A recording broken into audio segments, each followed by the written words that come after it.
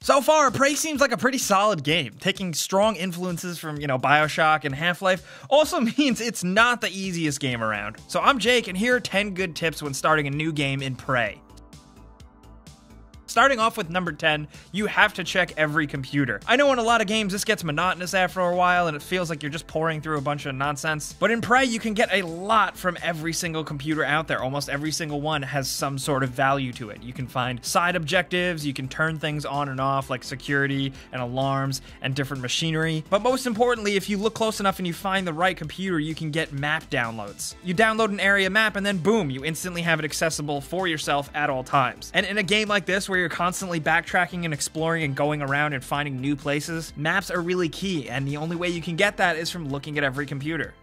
And at number 9, let's briefly talk about the skill tree, because in this game it's called neuromods. They're things that you pick up and find in the environment and then spend to unlock certain skills. There's plenty of different ones, but early on you need to start choosing very carefully because the tree quickly gets much more expensive the higher levels of the tree you go. For the early game, we focused on a few that we think are pretty advantageous, so we'll recommend them to you. The first one is Suit Modification 1, because it increases your inventory to 60 slots. And that's useful because you're always going to be hoarding stuff for resources regardless of playstyle, whichever way you play. So you're definitely going to want to consider boosting up that inventory space. Since you are always going to be using your resources, repair is also crucial. You're going to want to have every machine, recycler, and fabricator available for you to use at all times, since there's always going to be that constant give and take of resources. The repair skill is especially crucial though if you work towards the second level of it where you can repair turrets. We'll talk about that a little bit later on. Also, for some housekeeping, some other important ones, the toughness neuromod is for health, and the stamina one is for, well, stamina. Suit modification, repair, toughness, and stamina are the 4 ones we suggest you focus on early on, but it's really up to you. Don't get nervous. There's not really any wrong decisions, it'll just alter how you play,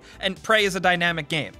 And at number 8, I've picked up on something watching a lot of YouTubers and Let's Players and streamers play early on, is that a lot of people don't realize is that you can play this game fairly stealthily. Don't be afraid to take things slow and quiet because it's really to your advantage. First things first, when you get enough resources and when you start finding fabricators, I think you should immediately craft the Huntress crossbow. It's kind of like a goof gag item of a Nerf gun that's just a toy gun, but it does shoot little foam darts that are capable of distracting and luring enemies. And it's honestly saved my ass quite a few times. But if you don't have enough resources to do that, you can also pick up and throw any item in the environment that you want. You could pick up a coffee mug or a garbage can and throw it to distract a bigger, more harder hitting enemy so you can easily get around them. All enemies have different levels of awareness. You can see that floating above their head, and creeping around while crouched is useful. It definitely lowers your visibility, and there is a neuromod unlock that makes you even more stealthy. Also, when creeping around in hallways, definitely use the left and right lean feature on consoles. It's the triggers. It definitely gives you a lay of the land while still being sneaky, because sneaking is a good way to really save on resources. It's hard to get through even a basic encounter without losing even some health. So if you don't want to lose any health at all, just sneak around him. And that'll be one more medkit you have for later on when you really need it. And at number 7, this should be obvious, but look everywhere for everything. You can not only find ammo, health, and materials, and especially neuromods and all that core gameplay stuff, but you can also find safe and door codes that can open things and make your life easier, fabricator plans to craft new useful things like weapons, med kits, ammo, etc., and even voice memos and stuff that, are good if you're a completionist, but also actually do a pretty decent job of adding to the story. They don't all feel like filler, so it's worth looking around for them.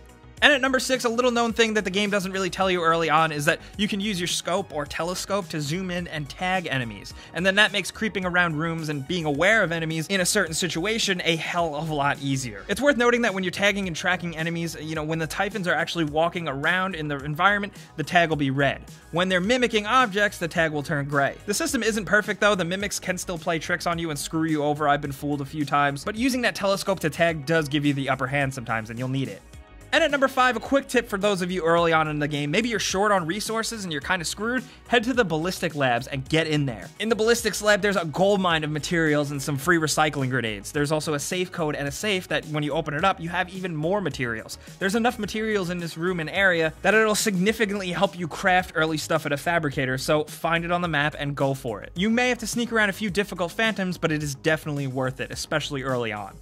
And at number 4, you may not have realized it, but you should. Turrets are your friends. Don't be afraid to pick them up and carry them places. Myself, and I've seen a lot of other people playing, they pick these turrets up and they carry them around and bring them wherever they are. If you're searching and scouring a room for stuff, it's good to plop down a turret just to cover your ass. These things are incredibly useful for taking down lower level enemies. They're not perfect, they do miss, but they can do some heavy damage. If you have a glue gun and you're fighting alongside a turret, use that glue gun to trap an enemy in place and then let the turret do the rest of the work. But carrying around a turret as like your new best friend is a good way to go. Bonus points if you get the skill early enough repair too, where you can repair them on the go, because they're really great for mimics, but phantoms can wreck them pretty easily. So if you can repair them, you're gonna want to do that. And at number 3, just the core gameplay concept of Prey, you should just know there's always another way. The level design of the main hubs in Talos 1 are more intricate than you probably think. It's not as obvious as other games with open-ended ways to tackle an objective, like, say, Hitman or Deus Ex or something, but it's all designed as having multiple options that cater to different skills. You know, fight or sneak your way through, or maybe be smart enough to hack a door open, or strong enough to lift a grate off a ventilation shaft and climb in and go around that way. It's pretty mind-boggling. There are so many scenarios in this game that you can get to something in a very unconventional way that you probably won't even realize. So definitely keep your eyes peeled. And at number 2, something that could potentially be a big rookie mistake is don't catch yourself wasting good ammos on the basic mimic enemy type. You're gonna need the big stuff later on, and mimics are so frequent and small time that you'll come up short and waste all your resources. However, don't be afraid to use the goo gun as a way out if you're swarmed by them. Don't get too overconfident with the mimics, because as low level as they are, they can still mess you up and actually kill you if you get swarmed by a few. But don't go running around using shotgun ammo on mimics. It's just a waste of time, and you're gonna need those bullets, I promise you.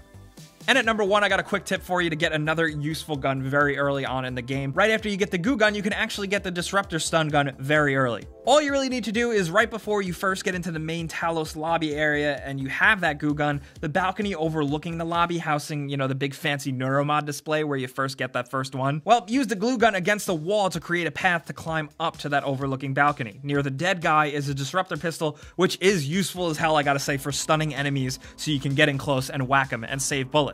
It's surprisingly missable, and you cruise through that early area to get into the main open area and you may forget about it, so it's definitely good to get it now before you forget, and then you'll just have an extra tool at your disposal. These are 10 things that we think will definitely help you out with Prey when you jump in and start a new game. It's definitely proving to be a very unique game, but if you were a fan of System Shock or BioShock, you'll feel right at home here, so pay attention and be smart. But if you have been playing Prey and you got some tips for anyone else, let us know in the comments. We want to hear your top 5 tips if you got anything for new players. Let's talk about anything Prey down in the comments, how you feel about the game. We'll have a before you buy up soon. We'll be down in the comments with you guys, but you probably know clicking the like button helps us out a ton, and we really appreciate it. And subscribing if you're new is a good idea, because we put out stuff like this every single day. But as always, thanks for watching, and we'll see you guys next time.